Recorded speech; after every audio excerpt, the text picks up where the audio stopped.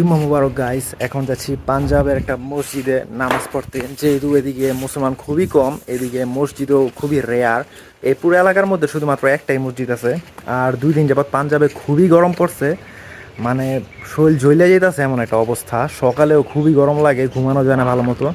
তো চলো তোমাদের মসজিদটা দেখাই। তো আমরা চলে আসছি মসজিদের মধ্যে, অলরেডি লেট হয়ে গেছে।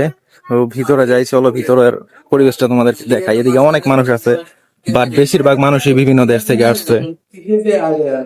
আহ, সবাই বাইক দিয়ে চলাফেরা করে এদিকে, কারণ গাড়ি ঘোড়া খুবই রেয়ার। এদিকে বাংলাদেশের মতো রিক্সা অটো এসব কিছু পাওয়া যায় না। তো ওইদিকে নাইজেরিয়ান আছে, তারপর কাশ্মীরি আছে, বিহারি আছে, সবাই আছে।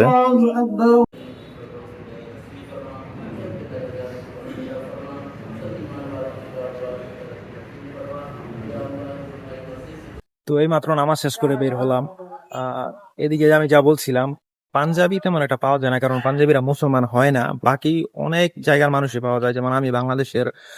তাছাড়া অনেক জায়গার মানুষ এদিকে আসে নামাজ পড়তে, বাট অনেক কম সংখ্যক।